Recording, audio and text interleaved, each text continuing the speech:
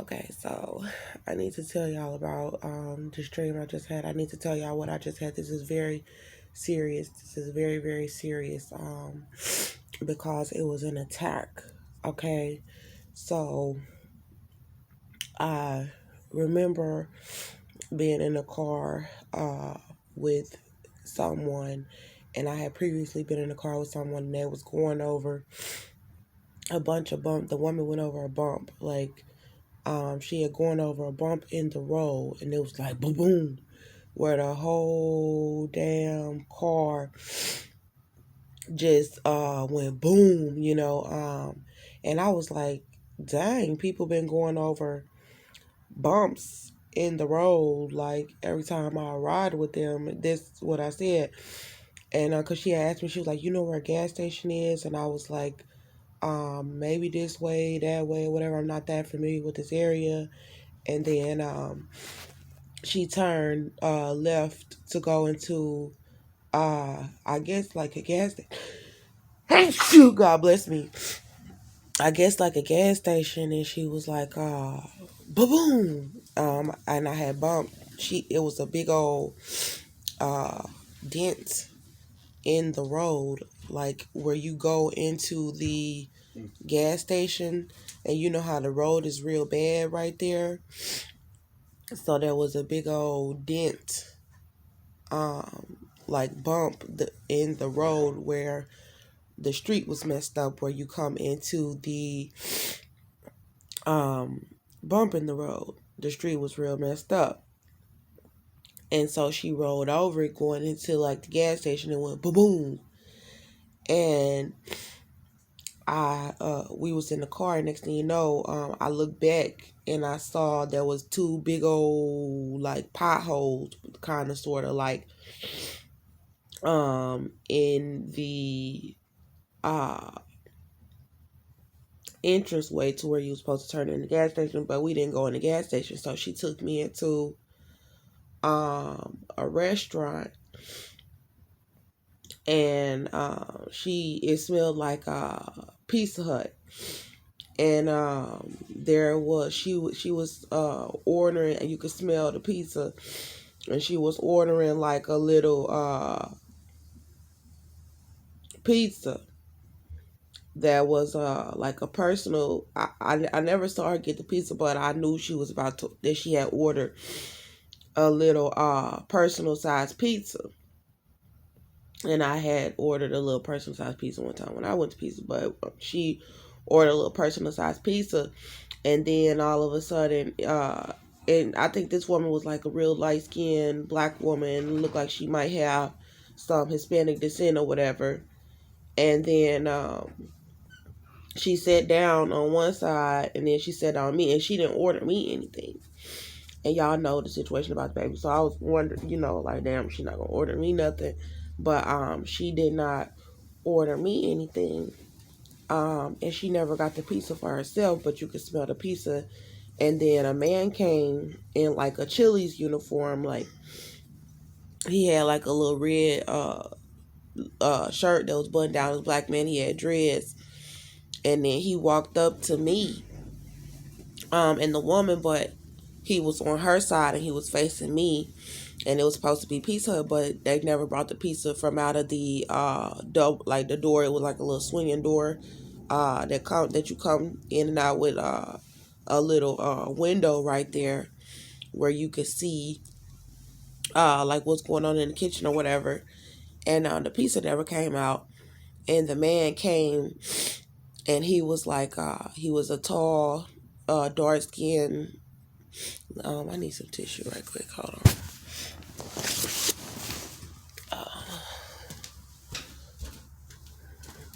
He was a tall dark skinned black man with dreads, and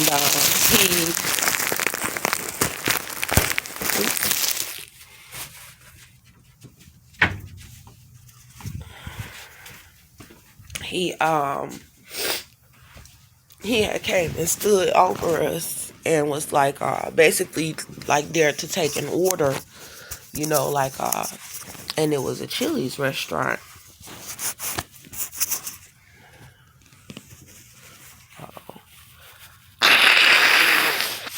because when the heat is turned off, it gets really cold. So, and the heater is not on. So, basically, so he was standing over the woman, like he was standing on her side, but he was facing me, and he had like where he take your order or whatever, and somebody said, whether it was me, I think I said, this is the Illuminati, um, in the restaurants, um, and it was something like it was very serious to know that the woman who was driving me, and that the man who was standing taking the order, and that something about the Pizza Hut, the personal size pizza, and the order that he was going to take at the Chili's, something about this is the Illuminati. They are the Illuminati in the restaurant. And so I'm gonna tell y'all a little bit more because this is very serious. What happened next was very serious. But before I went to bed, I had known that there was too many people against me. There was too many people trying to laugh at me. There was too many people trying to yell at me and just demean me and just be very wicked. And I had decided to God, I was like, Lord, whatever it takes, I was like, if I gotta die by my baby or whatever it's going to take, for my kids, whatever, I got to do whatever, and I had in mind that I was going to go and, try to really get myself together. And uh, because people were taunting and being wicked, I had decided, I was like, Jesus Christ, I'm not finna do anything, outside of your will. I'm not finna be sinning. I'm not finna be doing nothing, and I was like, because uh, I need your love. I need you. And I'm gonna keep my eyes fixed on you, regardless of what people have been saying out of their mouths. Because you know how someone say something very evil, and you can feel the presence of people trying to make fun of you, and just trying to secretly attack you openly in the congregation. And I was just like, God, Jesus, I'm keeping my eyes fixed on you. I'm not even worried about this world. I'm not worried about America and what they're doing, because it's pretty apparent to me what they're doing, and that they're all openly taunting me.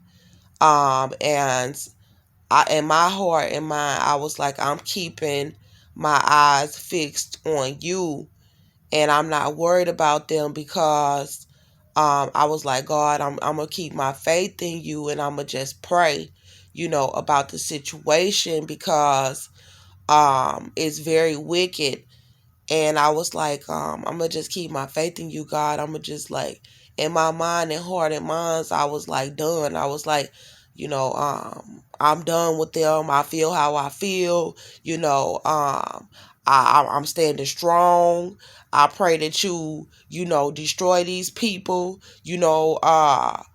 I was like, I stand by it, and as long as I spoke my truth about what's really going on in the churches, about what's really going on in America, in the society, and I told them how I feel about them, then they can continue to taunt me. They can continue to be wicked to me. They can continue to be evil together, and I'm cool. Because I know I done told y'all how I feel. I done told y'all the truth. I ain't got it, and I didn't feel like the curse over my life was broken. Like, I don't have to continue to sit over there, trying to figure out what's going on because I know, and I ain't gotta be worrying about it. And I was like, I'm not no evil person, and I don't want to live my life angry. I'm a very beautiful spirit, and God knows that. And I was like, Lord Jesus, I know that you're my everything, and I'm keeping my eyes fixed on you, and I forgive them. I was like, I forgive them, for what they did. I forgive them for what they're doing. But I pray that you crush them, and that you destroy them, and that you break them to pieces. But I can put it in your hands. And so I went to lie down, and I was listening to a song that I wrote for him. And, it was a song of praise, praising him. And when I went to sleep, nothing happened. And so when I had turned the song off after I went to use the restroom, because I had got really hot or whatever, because I be having on a whole lot of blankets and everything. And that's when the situation happened where I ended up in the car with this light-skinned woman, and she was going down the street and asking for a gas station. And then she turned in there and was like, boom, you know, and it was like you could feel it. You could feel the bump, like it was huge. And there was like two big old potholes, but it was like just not done right. The street was horrible.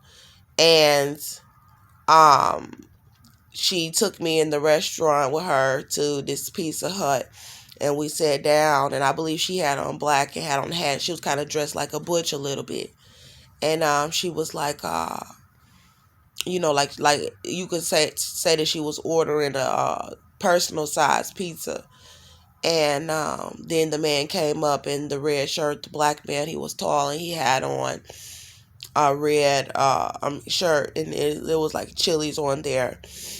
And then he was like, this is the no, it wasn't him, but he had a little order, like he was gonna take a order, my order or our order. And then something was like, it sounded like myself or somebody else, but something was like, this is the Illuminati in the restaurants, and the woman that was riding you around, and this is very important to know. This is the Illuminati. And then after that, I just ended up in this apartment. And while I was in this apartment, I had been told, or something told me, or somehow something made me believe that Cynthia Olvera, Austin John Metter's adopted mother, she's a white Caucasian female, and she has my little boy, Melbourne Halo Metter, and someone or something had caused me to believe that Cynthia Olvera had moved into a new apartment with my little boy, and that my little boy was in the bedroom with Cynthia Olvera. And he was still a small baby, supposedly, in this vision, or this dream, because he was 4 years old when he's 4 years old now. But when the shooting happened and they took me to jail for protecting myself and my little boy from Austin John Metter, his father, who was a white Caucasian convict,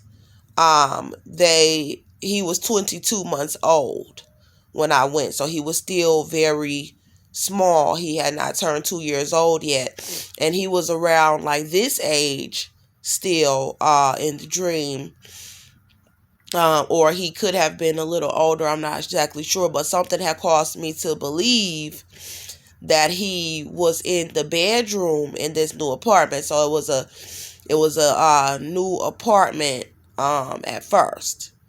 and something had caused me to believe that he had fallen asleep in the bed with Cynthia Olvera. She's an older, very older white female, and you can probably I'm not gonna go into detail about that yet, but he something caused me to believe that he had fallen asleep, that he was asleep in the bedroom with Cynthia Olvera.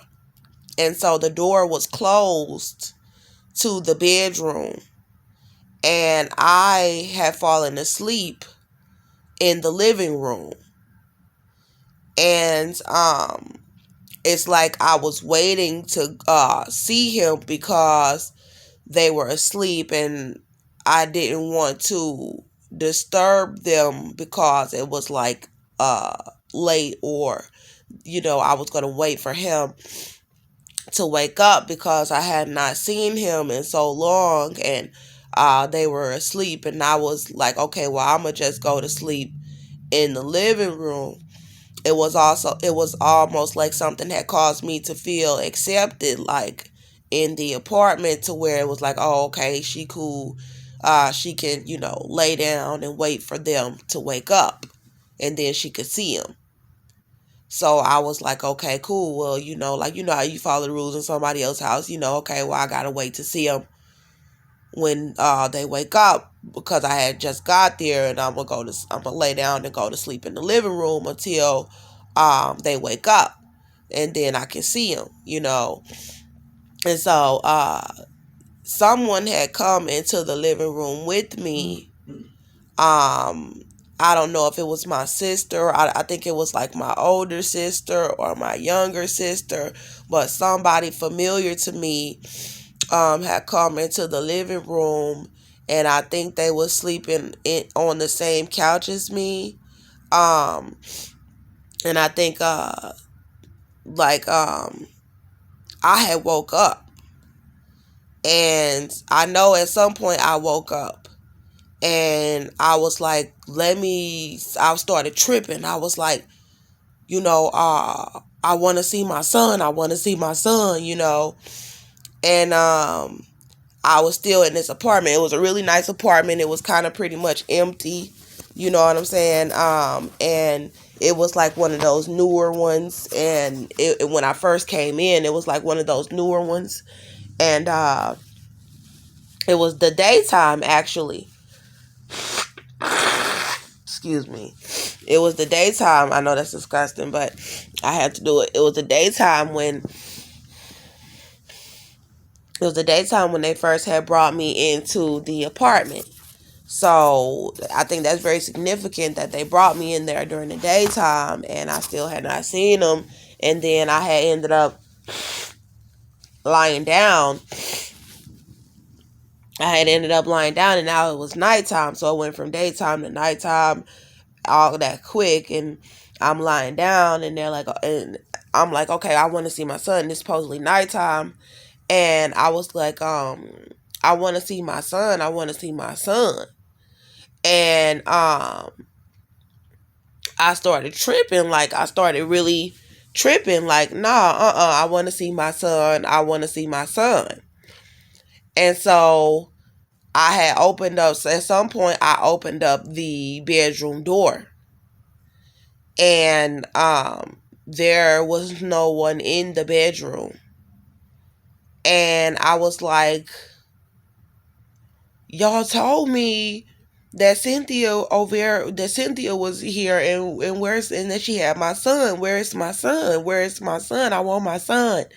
And I was like, they're not. And I started tripping, and I went to try to like call somebody, but I don't remember actually seeing the phone.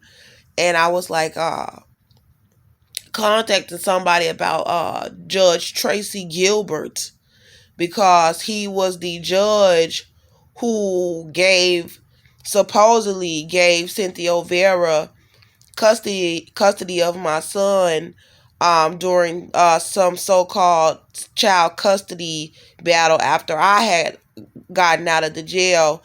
They set a court date where I had already been to every court date for my son while I was in the jail, and I had been to court date for my son after I had got out of the jail, and then they had sent another one and gave my son to Cynthia Olvera. So I was trying to call him, and then something about Patty Maginus, because Patty Maginus was because Tracy Gilbert is a white Caucasian male judge in Conroe, Texas, and then Patty Maginus is a white Caucasian female judge in Conroe, Texas, who was over the so-called criminal charges that they had brought against me for protecting myself from Austin John Matter. When they brought me in the jail, they held me for 30 days, and then they brought me into Judge Patty Maginus's courtroom, to judge me. And I had spoken to her, telling her he was attacking me. He just got out of prison, and she was the one who signed the motion to dismiss based off of lack of sufficient evidence after they had held me for 10 months, and Ingrid Chandler was my attorney. And so I recall something about trying to call out to Tracy Gilbert and try to call out to Patty Maginus. And I was in the living room, and I had realized that Cynthia Olvera and my son, Melbourne Halo Matter, were not in the bedroom. And I was like, someone said he was in the bedroom, and the sound of my voice was like it was directed to Judge Tracy Gilbert, and it was directed to Patty Maginus. And I was saying, he's not here. Like someone said he was here. He's not here. And that's how my voice sounded, like very distressed mother. And then it was daytime, and I was like, where is my son? I was like, someone said he was in the bedroom with Cynthia. He's not here. Like that. And I was tripping out, and it was louder than that. And I was tripping out, and I was speaking to the courts. He's not here, like he's not here, like tripping out, like because they had me in this apartment, and they were saying that he was in the room with Cynthia, but he wasn't. And I had realized that I was sleeping in this apartment, and that he really was not in there. And that was the only reason why I had lied down in the living room there in this apartment, was because I thought that someone had said that. Oh, God bless me. Excuse me. Someone had said that Cynthia Olvera was in the room. Excuse me. Because I had turned the heat off, and it gets very, very cold in the night. But someone had said that she was in there with my son, and he was not in there. She was not in there. And then there was something else that said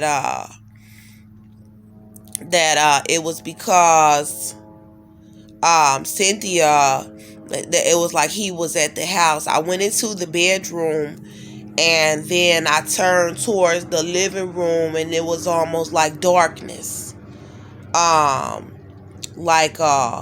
thunder, like if you ever see the lightning when it lights up white, and there were dark trees, like when you see midnight in the horror films, and you see the very dark trees in the nights with the midnight sky and the moon, and like thunder, like it was like a quick vision of evil. And then it was saying, when I walked in the bedroom and I seen that there was no one in there, I was in the bedroom, and there was no one in the bedroom but a bed. And I turned to the door, and that's when I saw the midnight, and I saw the dark trees, and the moon was like white in the sky, and there was thunder. I think there was a lightning. That it was something just showing me enough that it was wicked, and it was like because he's at Cynthia's house, and Cynthia's house, and she doesn't like the fact that you told people that she's a witch. And then I came out, I was thinking like, okay, well, do I need to go to Cynthia's house? I want my son.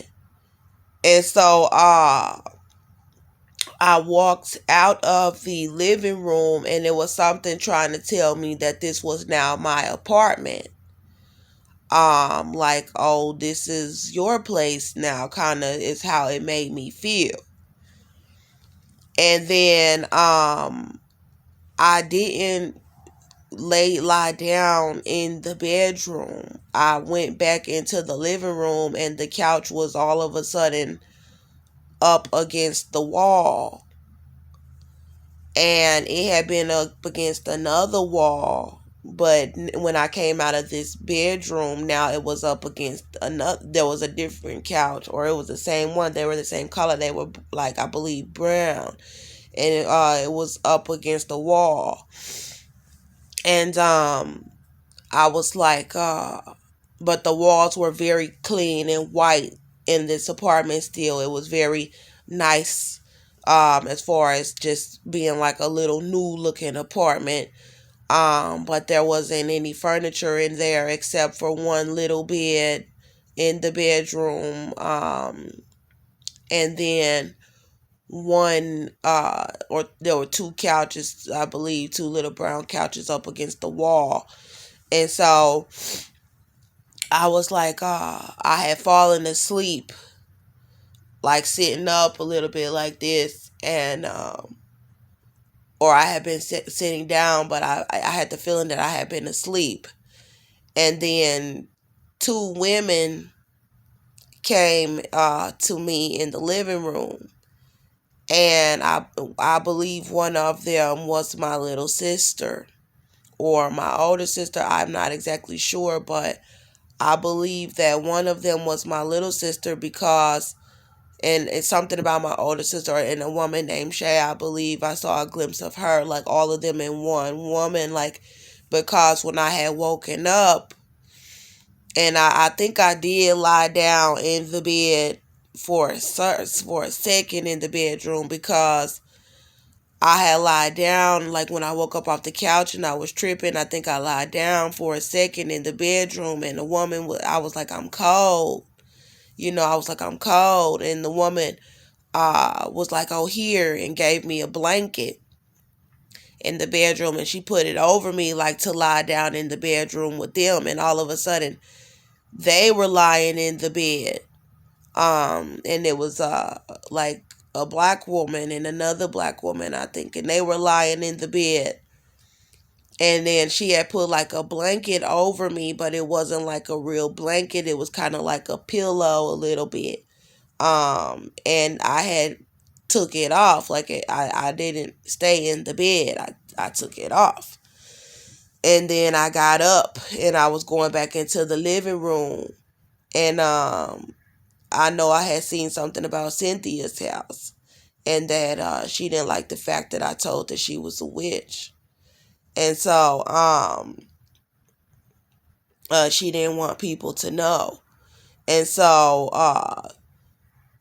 then I had I was in the living room on this couch, and it was like I had fallen asleep. And because I guess when I was asleep on the couch, I was saying I had got cold or something. But I know I was like, oh, where's my son? So I already told y'all all of that. But so it was a lot of different stuff going on. But I still told you about it though. And so now I was on this couch, and I was on that side of the couch, or whatever side of the couch I was on, it don't matter. I was on the couch, and two women had come to me, and I believe one was my sister, and a woman come in front of me, and she had on my little pink, that little pink fleece I be wearing. And it got the little zipper on the side. And some of my videos, it looked like she had on that. And she had dreads that were really crinkly, and she was young, and the dreads came all the way down, like they were very long, came down her body, and they were like around here in the ponytail, though, and then they were hanging down, and I was sitting down, and she stood in front of me, and I grabbed one of the dreads, and I was like, oh, it's pretty. And I saw the ends of the dread had like blonde at the ends of the dread, like where you try to do it blonde and it don't really go all the way blonde, and it's like orange. It was like that. And then it was, I believe, like my little sister was like next to me. And something about I had some wigs. I had some synthetic wigs. I had one that was blonde and long, and one that was purple, and I had been wearing the wig, and then all of a sudden the black girl, the other girl, not my sister, the other girl, and I'm gonna say it like this for a reason. The other girl had on a purple lace front wig, but it was really light purple, like a lilac. And then she had on this little mini dress that was like a lilac mini dress with shiny. It was very shiny though, and she was sitting on this couch. And she had the brown skin or whatever, and she was sitting on the couch. She started sitting on the couch, and I remember asking her, like, I think before she sat down, or when she sat down, I was like, "Is that my wig?" And I don't know if she was like, "Yeah," or I don't know, or whatever. And then I looked at the edges of the wig, like I took the wig and did like that, and I looked at the edges, and they had been cut. When somebody take a razor and try to fix the edges, that's how it was. But it wasn't like done really professionally, and it was a synthetic. It was a synthetic wig, and it was long, and it had like a little body wave to it. And she was very skinny, and it was spaghetti strap dress.